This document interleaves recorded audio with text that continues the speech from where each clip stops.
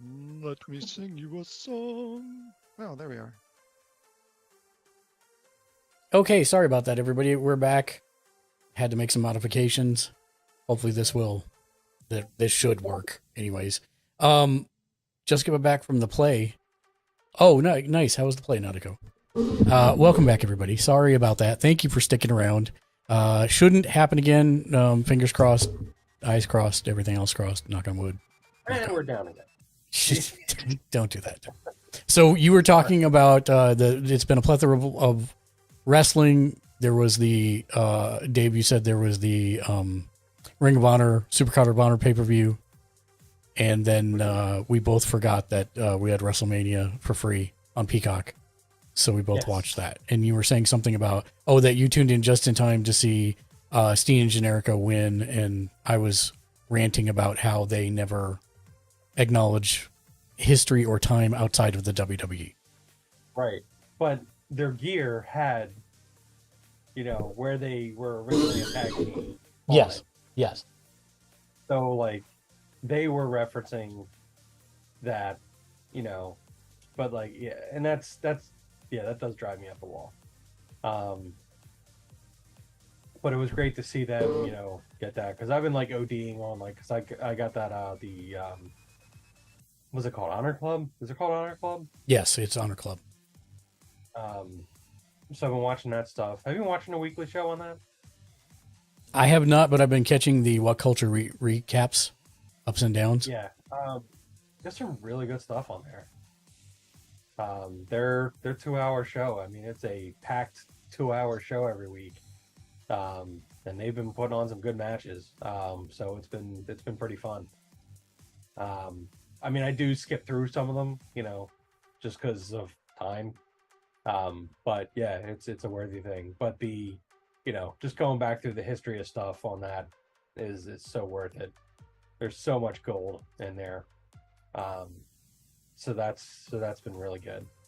I didn't watch all of WrestleMania. Like, I literally, like, the first night I kind of like tuned in just, kind of like halfway through and like more toward the end because I just wanted to watch the Kevin Owens Sammy thing. And then the second night, like, I started I think I started watching at the beginning to see something. What was the first match in that? Was Brock the first Yeah, match? Brock and Omos. Yeah, so like I watched that, and then quickly after that I was just like, all right, I don't need to see anything until Cody. And then like turned it on like right before Cody Rhodes. Oh, and I watched the Rhea Ripley Charlotte Flair match, which was awesome. Yeah, I think it was probably the best match of both days, to be honest. Yeah, I mean, it was a solid match. So that was good. But then like they squandered all that good faith by the end of it, and then Vince was back. So now I don't care about WWF at all anymore. I'm right there with you. I mean, I guess since you're talking about it, I'll talk about mine right now. Lexi was at her sister's house, and she was staying in. So she's like, "Oh, I've never watched a WWE thing because she's only watched AEW and New Japan." And she's like, Yeah. I've wanted to watch one. Do you want to watch WrestleMania since you have it?" I'm like, "Yeah, we can do that." And it was like no more than, I think, 20 minutes in, and I was already like spinning like I was in 2006 again because the matches are so slow. It's like punch, rest, taunt the crowd, whether you're a good guy or a bad guy, do another move, rest, taunt the crowd, whether you're a good guy. It was very difficult for me to watch, but they did have a couple good matches. And the storytelling in, whether you like the ending of Cody versus Roman, the storytelling was good. But Lexi actually turned to me. This is someone who watches the Housewives of Beverly Hills to get drama. And she turned to me and said, "This is too much drama." Yeah. That's also, so there's a funny observation because that was the thing this year as my wife got into wrestling with me, with AEW. And so she turns around, like, she was like talking about like, oh, it's like, when she was watching AEW stuff, she was like, oh man, I got a really big crowd this week. I'm like, yeah, they're doing pretty good. And she saw the crowd for WrestleMania, and she just looked at me with her jaw dropped, like, they still get that kind of crowd. I'm like, yeah. But then she was like kind of watching the show, a little bit, and she was just like, yeah, she goes, if you start watching that on a regular, like, I'm not gonna watch that with you. I don't like it. Like, she did not like the style of it. She likes the, the more personal style of, like, the AEW kind of stuff. So I just thought that was funny. Like, she like really picked up all the nuance of like what makes professional wrestling great in the really short amount of time. Like, she completely gets it. And part of it is because, like, you made a joke about, the Beverly Hills Housewives and everything like that. Like, she does like that. Uh-oh. Sorry, dog. Oh, I thought she was making dogs are messing with each other. So, like, she's into, like, that kind of reality, TV show for, like, because, like, she does, like, it's either true crime or just stuff she can turn her brain off, and watch. So when I told her about wrestling before, I was just like, look, I was like, it's kind of the same as that, except there's a satisfying ass kicking at the end. Not wrong.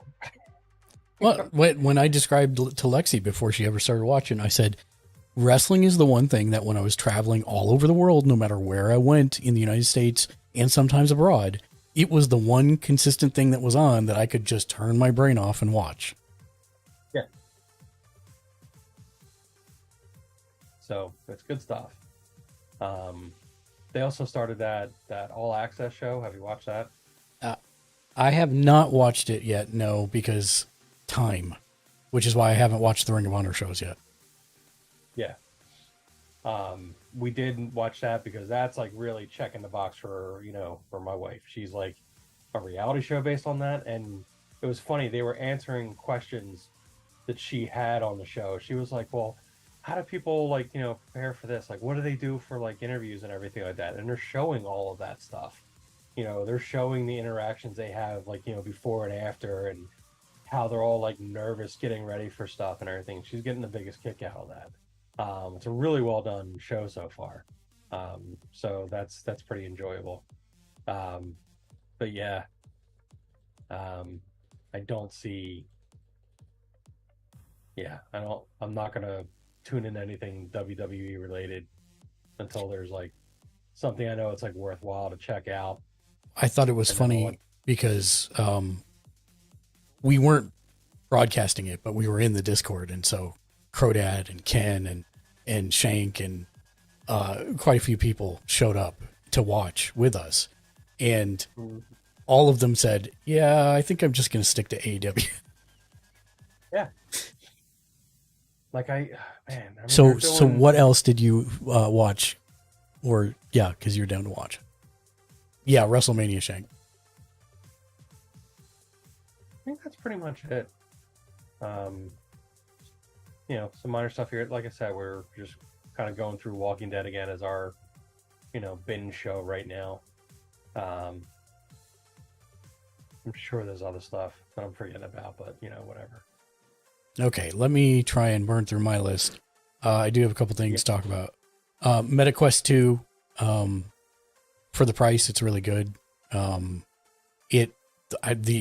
head strap setup is horrible. That is the one thing I will say about it. Like, if I try and put it on, I have to get it really taut against my face. Otherwise, stuff isn't in focus for me. And then if Lexi tries to put it on, I have to completely readjust it because she's got a smaller head than mine.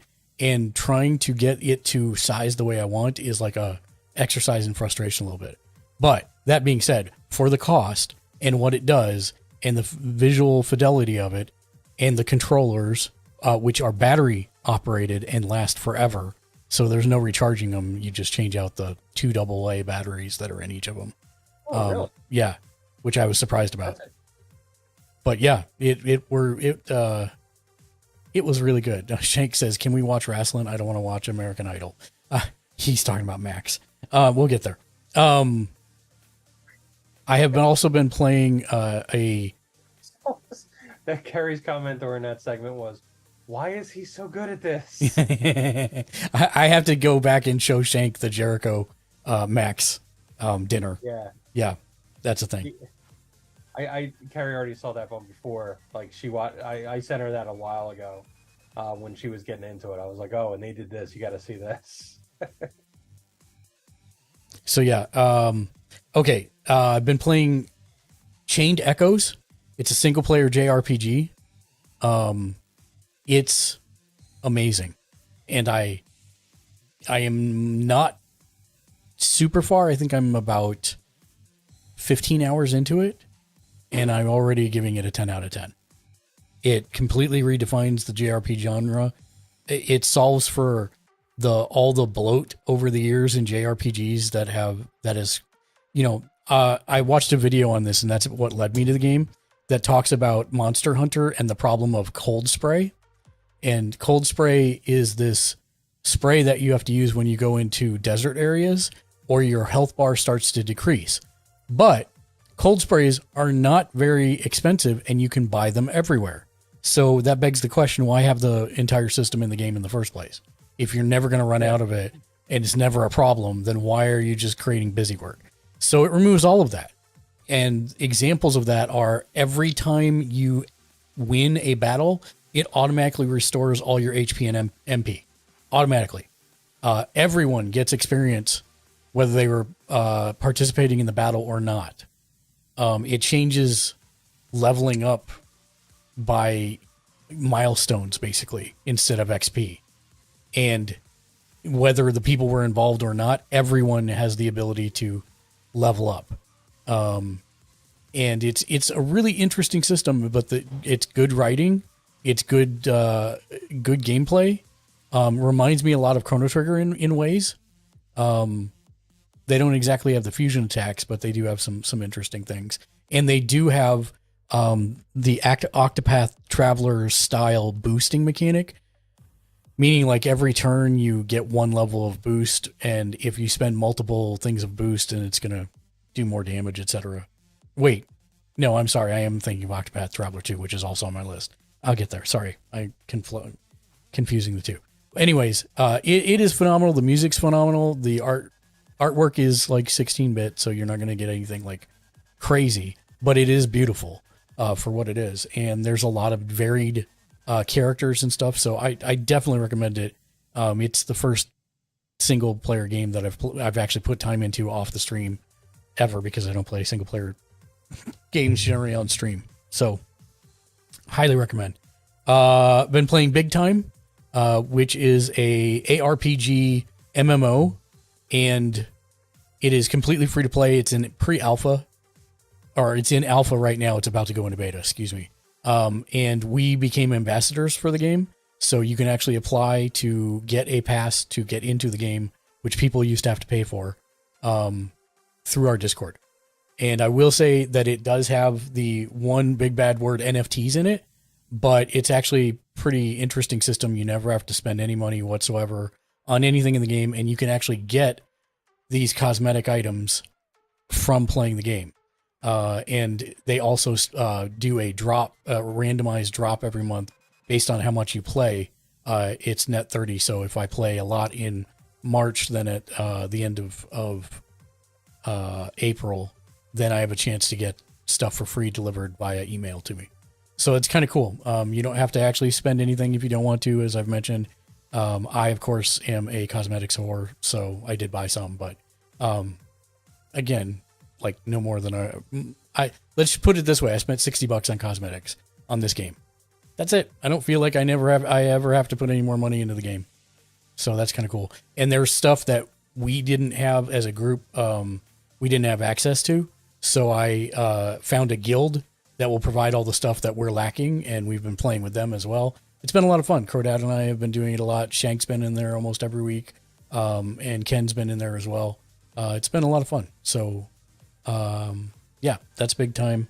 We play that every Thursday right now until until Baldur's Gate 3 comes out.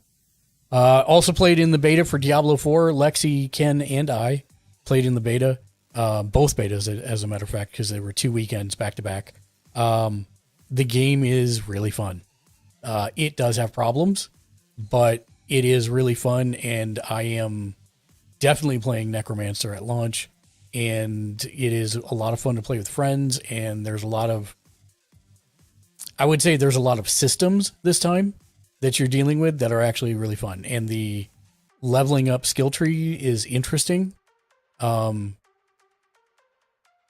could talk about it for probably an hour, but I'll just say it's much more involved than the previous ones, but it's also back to grimdark, so it feels like Diablo again, is the shortest thing I can say. I mean, I'd give it probably an 8 out of 10 based on the beta. That's not a final score. There were rough edges, but I do like the idea of MMO type things like world bosses, which we did eventually beat after 2 tries. And then they also have world events, like you can be just traveling in the world, an event pops up and everybody comes and does it. Yeah, it's been a lot of fun. Octopath Traveler 2 has dropped as well. If you like the first game, it's a very, and this is what I was trying to say before, it's a very Xenogear-esque battle system in which you get 1 level of boost at the beginning of your first turn. If you use it, you don't get any on the next turn, or you can just normal attack or special attack and let it build up. And then when you want to use it, it actually does extra damage for each level of boost that you apply to it. So if you know a monster is weak against water and you have a water attack, you could wait for 3 turns, build up your boost, and then use 4 levels of water boost on the water attack to do mega damage to this thing that's weak to it. Aside from that, on the character and story side, there are like 8 different characters that you will play through their stories and form your team from them. I started with the Gunslinger, which is actually really, really cool. I'm sorry, not the Gunslinger. I'm sorry. I started with the, oh my God, what's the old West term for a shopkeep? A person who buys and sells good. Oh my God. No, nothing. Shopkeep. No, A barter person? yeah, Barter that's, something? Octopath Traveler 2 characters. This is going to drive me insane. I got to look it up. Merchant. Which is a weird, granted, is a weird class for an RPG, which is exactly why I wanted to play him. I'm like, what? Because they have all the standard ones. They have a couple weird ones too, like Dancer, Merchant, and there were a couple other ones. One of them is a prisoner. So I was like, okay, yeah. And I played through the entire, it took me 3 hours, played through the entire backstory of the Merchant. Really well done. Really recommend picking up this game. From what I've played of it, which is about 3 hours, which is the max on the demo. And there's no like lanes on the, well, there are some, but like you can pick any, I think it was any of 4 different characters in the demo, if I remember correctly, and can go from there. It does curtail you like as you're leveling up from what areas you can't go into so you don't die instantly, but that's about it. And I know that was a problem Mitchell had with the first one. He got himself like level locked into an area and then basically had to give up because he couldn't get back to grind anymore and he couldn't move forward because everything just killed him. So that's probably why that's in there. Star Citizen had a huge update and it was completely unplayable for a few days and it's better now. But I found a single developer who is making a single player version of Star Citizen, and it almost all works, which is insane because the scope of Star Citizen is insane. And it's called Spaceborne 2. And it's really kind of cool. And Crodad actually bought it and played it. So he said, you can see that, you know, that it's got stuff that needs to be fixed, but for a single developer made game, it's insanity. and it's got nothing but mostly positive reviews on Steam. So if you're looking for a hardcore space game, that might be a good way to go for you. I'm loving the new season of Fortnite. It just feels right. I haven't felt this comfortable with the season in a while, and I really, really enjoy it. And I especially enjoy the Neo Tokyo stuff. That's pretty nuts. I'm still only like level 50, I think, because like you, Matt, I haven't had a ton of time to pour into it, but I am very much enjoying it. Also played D&D, Escape from Tarkov, and then I also played Realm Royale and PUBG in a 3 BR challenge where I had to get one win in 3 different BR battle royales in 3 hours. And we'll have a video up of it soon, but it came down literally to the last minute and the last person in the last BR, and I died. It's terrible. But thank you to everybody that helped and watched on that. It was a lot of fun. Watching. I went to a show in Vegas called Awakenings at the Wynn. It is probably the most impressive and technically complicated stage performance that I have ever seen in my life. It was phenomenal. I was taken, so I did not buy the tickets, but tickets are $180 if you want the good seats. But man, it was like, I'm not saying overall it's better than Cirque du Soleil, but I'm saying it's better than most of the Cirque du Soleils that I've seen in terms of complicated stage choreography and technical stuff. Absolutely blew my mind away. I can't recommend enough. It's called Awakenings. Picard. So I'd already finished season 1. I was like, I'm not going to watch season 2. And then I'm like, okay, I'll go watch it and see it. I'm sorry. This is a spoiler for a year and a half ago. So we're going to talk about it here. How could Picard be so stupid to not know that Guinan was the person that he needed to go find? B, one of my biggest problems with Picard in season 1 was that it was like the writers just ignored Next Generation, especially the end of Next Generation, where Picard learned about the value of friendship and everything. And season 2 was the same thing. They just ignored the fact that Picard and Guinan met in like the end of the 1800s with Mark Twain and Data's head in a cave for 800 years. Am I wrong, Dave? No, valid. And it's like, WTF. I mean, I enjoyed the story arc kind of. It was way too precluded in the past, but they did that several times during that season. I was very, very, very upset.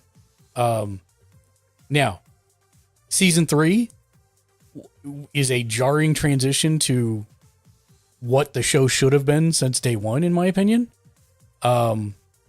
Also, it really feels like they're just ripping off the Kirk storyline from what was that? Star Trek 2? 3? Whatever the Genesis device was. Half the time I want to call him David just because it's so similar in ways.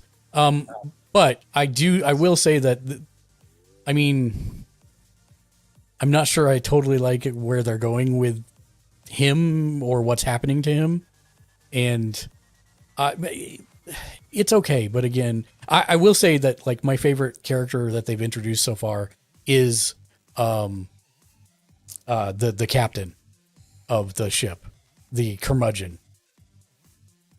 I don't remember. He's pretty good. Yeah, I like him a lot. But I feel like now we've established that there was that one loose thread from Next Gen where they had the bugs that would burrow into people. I feel like this is basically them trying to make up for that or close that off in some way. But the other thing I have to ask is, wasn't Starfleet already infiltrated in season 1?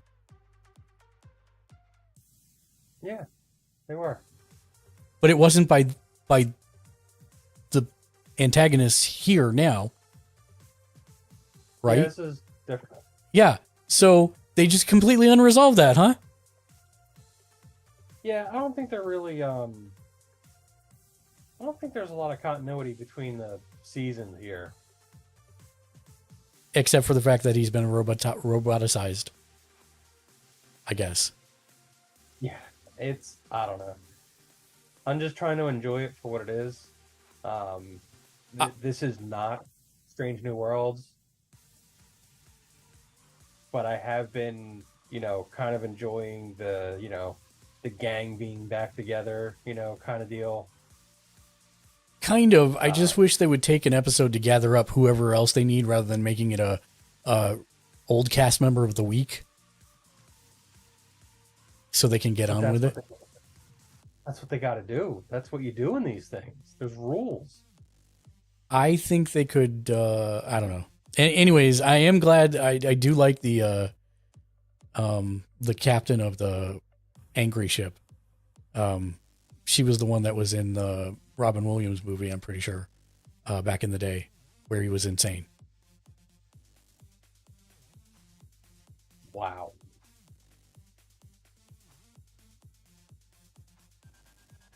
Yeah, wow. Forgot about that. That's how my brain works. I make those connections. Yeah, no, that makes sense. And I'm like, oh, that's cool. Because I'm a couple episodes behind on Picard, so I don't know if anything drastically changed in the past couple episodes. Yes is the answer. Yeah. Yes. Oh, okay. So I'll try and catch up this weekend and see if I start hating it. But I don't hate it. It's just really frustrating to me that they're like the 90s Marvel right now, in that they just throw continuity out the window. They're just telling whatever the relevant story is in the moment, and that drives me insane. What's up, Valentina? Welcome to the stream. Hello there, friend.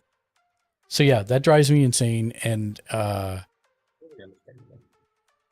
like most everything they're doing, but yeah, I mean, I don't know. I just feel like they're so inconsistent with his writing and what he remembers, and it's really, really bugging me. And then also, the last thing I will say about this is that the whole thing about the Watcher in season 2 and who she was compared to present time, they just dropped that. They never even explained why she looked exactly the same. Yeah. I'm like, that's so weird. Wouldn't you want to know about that? I think you would. It's very strange. Yeah, they dropped the ball on the past 2 seasons on a lot of stuff. Yeah. And, my thing is, my favorite character is Q, and in the next gen stuff. Always loved John Delancey as what he brought to the character and everything, and it just felt like okay, if this is his big send off, can he at least show up a little bit in the episodes? Well, I didn't understand that. Oh, hi, Mark. I think the thing that... Hi, Tiny Painting Desk. Welcome in, friend. I think the thing that bugged me the most is that they had a really obvious opportunity and squandered it and didn't even use it. Like, they never explained what the thing was that... I don't want to give too many spoilers away there, but that the unifying front needed to protect against. That could have been your favorite character doing the thing that he was saying he was going to do. Yeah. And they just totally didn't. Huh. And I'm like, that would have been a nice way to tie the entire thing together in a bow. The entire season. Just gone. Gone. I'm just like, ugh. So anyways, yeah, that's Picard. Okay, that's enough to say about that. I don't want to keep you guys too long. Thank you for your time. Quantum Leap. I just finished it last night. I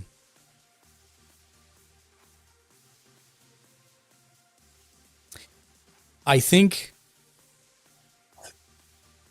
Oh boy. I really, really like the season. I really like it. I was really like, that first episode was a real rough, and then it kind of picked up after that. And I will say that, and with zero spoilers, because I know Matt's not caught up, I actually really like all the characters by the end of the first season. I think that they did some really interesting things, and the conclusion is a giant cliffhanger. I'm pretty sure they did because they didn't know if they were going to get renewed, and they are.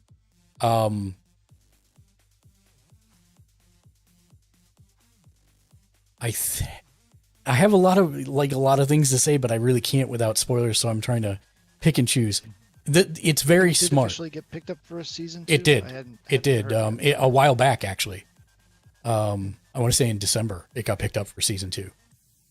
Maybe I just forgot. And like, one of the things that I know you and I, Matt, discussed pretty heavily was, do they need to do this thing where you see them in the future? And by the end of the season, the answer is a resounding yes. Otherwise, the story makes no sense.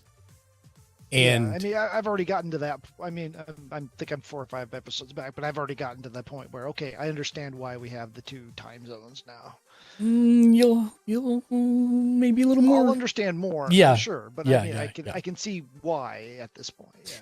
And it is. I'm still chewing on the very end to make sure that it works in my brain, and I think it does. So that's a win, I think. So I really like the characters, especially by the end. I kind of like the whole setup, and I like how they resolved the first season's story arc. The real question is what happens at the beginning of season 2, and we'll have to wait till you finish the show in order to discuss that with you, good sir. But I'm very optimistic about the future of the show. We've been watching the latest season, Next Level Chef, which I really like that show a lot. Yeah, that show's always great. And Dynamite, join us tomorrow at noon Pacific, 2 Central, 3 Eastern for a special 2-hour watch along of AEW Rampage and Battle of the Belts 4, whatever it is. So that'll be tomorrow. The Ring of Honor Supercard of Honor was great. Nigel McGuinness was back, which I squeed literally on the broadcast because Nigel McGuinness is my favorite Ring of Honor champion of all time. Oh.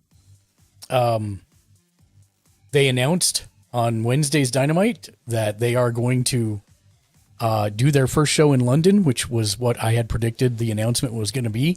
What I did not predict is that they're going to try and fill Wembley Stadium, which is 90,000 seats for a company that's never drawn more than 20,000 people, I think. 22, something along those lines.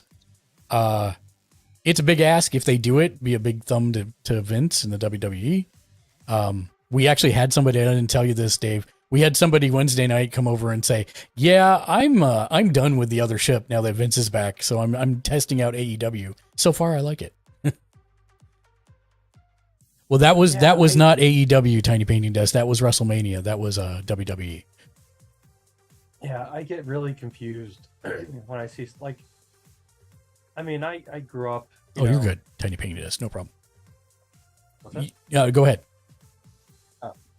I grew up in the 80s, so we had NWA and WWF, and everything, and you could watch both, right? Like, there was no reason you couldn't watch both.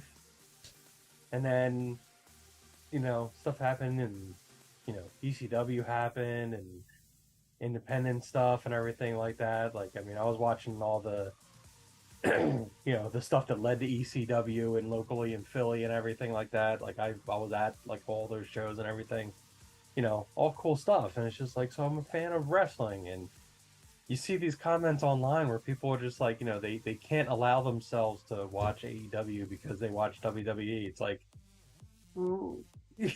I don't understand. It's the same thing between PlayStation and Xbox. You know, we get joke that. about it, but I know most of us have both consoles. Yet people will say, no, I can't, you know, Xbox sucks and there's no reason to ever buy an Xbox or PlayStation, vice versa, whatever.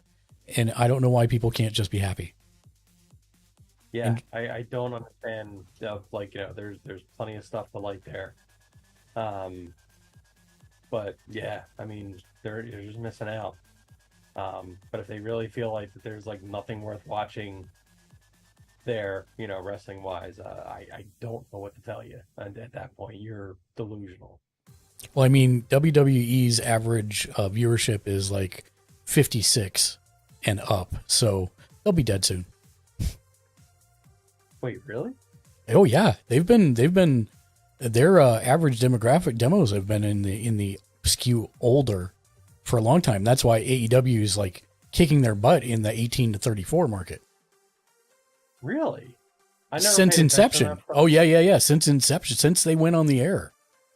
Like SmackDown's always going to win the numbers game because they're on network TV versus AEW being on cable. But as far as the demographics are concerned, AEW is generally number 1 or number 2 for the week, every week for the 18 to 34 demo. And it's,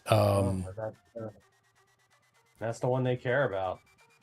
yeah, if you ever want to get into that stuff, I recommend a site called WrestleNomics where they actually chart all this stuff, like ticket sales, gate sales, actual numbers versus reported numbers and stuff like that, including ratings and all that good stuff. So yeah. So yes, lots of stuff going on with wrestling right now. What were we arguing about before the show? Not arguing, but we were starting to have a spirited discussion on it. I thought it was Wembley Stadium, but maybe it wasn't. No, we weren't arguing about that. Oh, well, what were we arguing about? We said we needed to save that until the show. It was Picard. Oh, it was Picard. Okay. Yeah. Also been watching some Night Court. That's been pretty good. Also, don't forget, if you're not following her already, friend of the show, Just Lacreta, is actually the bailiff on Night Court. Nice. And she is one of the nicest people you ever met. You said it last time. What's that? I actually watched a few episodes of that when you mentioned it last time. What do you think? It's not bad. Yeah, it's not the original, but it's not bad. I enjoy it. I am really behind on it, though. I do need to catch up. We talked about Ant-Man Quantumania. Matt, you never gave us a score for Ant-Man Quantumania. It's like a 7.5. Fair enough. And then the last thing that I need to talk about is the Dungeons and Dragons movie. Daniel, I heard that's great. Say again. I heard that's great. It is great. Daniel, John, and I all got advance tickets to go see it, so we saw it like, I don't know, 2 weeks before it released. It was right after my birthday. It was right before my birthday, actually. So we saw it on like the 18th of March. And I went in there with low expectations, would be the short form way to say that. But by the time it ended, all three of us were grinning idiots. And Daniel, who hates fantasy, especially D&D fantasy, he would rather play any other system, any other setting.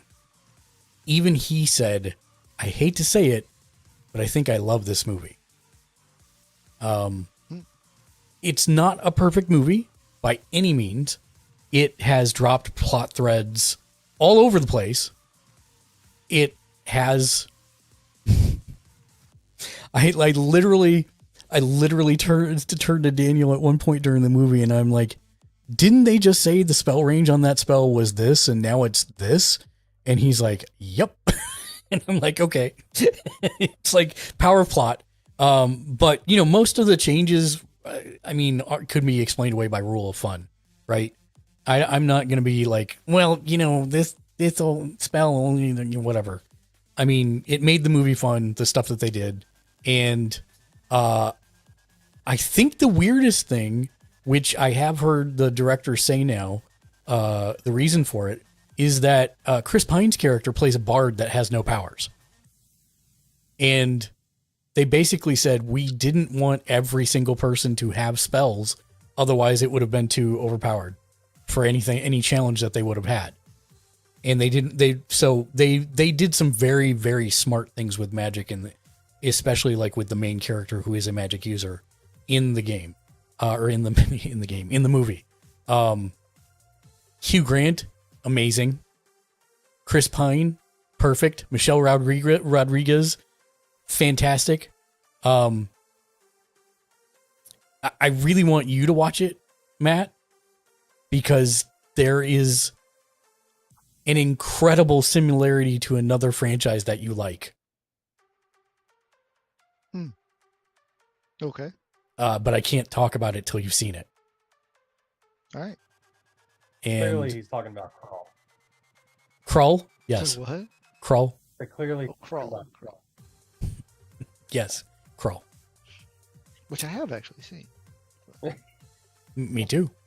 But that was not a franchise, so it doesn't count. No. Should have been. Should have been, but was not. So yes, I gave it a 10 out of 10. In fact, I think every single one of us gave it a 10 out of 10, even with its imperfections and its problems. Just like if I think part of the problem with the previous D&D movies is that they were trying to cater to D&D players, and this is the opposite of that. This is a mainstream movie built in the world of D&D that anyone can access and enjoy regardless of their level of knowledge of the game.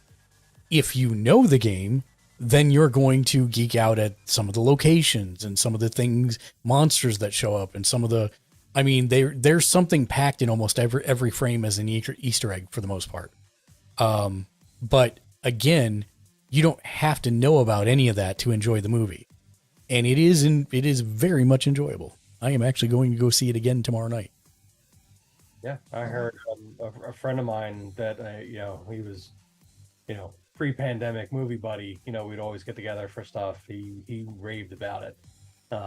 So it's like, we're usually on the same page with stuff. But I think we're getting together to see John Wick 4 next. Because he didn't see that, and we kind of that's a series we've been together for each one. So we have to put that on the list first. I did see John Wick 4 in the theater. And that was awesome. So go see that too. It's a good time for movies right now. You got really solid choices out there. I mean, I want to go watch Super Mario Brothers, but I want to take the wife to see Dungeons & Dragons more. I'm going to see Super Mario Brothers next week. Because my son's on spring break. So we're going to do that one afternoon next week. So I'll let you know how that is. Please do. That's it. That's it for me, I think. I can't think of anything else. I mean, kind of. It is that time. I think Bubbles is still doing her subathon, but I rated her last time. So I think, Talkin' Muffin is playing Final Fantasy 14 for the first time ever with his fiance. So I think we'll raid them. So we're gonna let me hit the purple screen of awesome and see if it works. Maybe. Hey, there it goes. Perfect. Thank you everybody for lurking, chatting, laughing, redeeming, being patient as the computer kept crashing, cheering and subbing. Appreciate you all. I guess it's only going to show me the people who've done it in this version of the stream, but that's okay. Shank the Noob, top chatty Cathy of the evening. The heart is the top emote. If you're watching us anywhere else besides Twitch, I don't know if this one's going to work. We'll see here. Follow me? No. You wish it worked, but it does not. There we go. If you're following us, if you're watching us on YouTube, make sure you hit the like, subscribe, and of course the bell icon to be notified whenever we upload new content, which is every single day of the week, Monday through Sunday, bit.ly/mechanicsgl will get your name on every single show that we do for as little as $5 a month as one of our producers.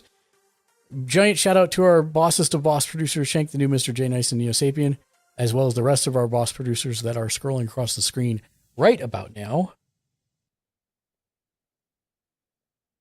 And a giant thank you to the rest of our Twitch, Patreon, Kick, YouTube, and Mechanics producers. We're going to be back tomorrow at 12 noon Pacific, 2 Central, 3 Eastern for AEW Rampage and Battle of the Belts live reactions and reviews. So please make sure that you join us for that. I need to kill a little more time so that the thank yous end here. And then I can go back to... There we go. Dave, final thoughts really quickly?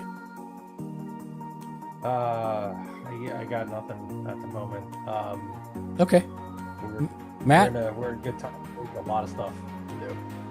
Matt, final thoughts? You got like 10 seconds. Star Wars Celebration this weekend, all good. Okay, perfect. Thank you for joining us, everybody. We'll see you next time. Until then, be excellent to each other and game on! Game on!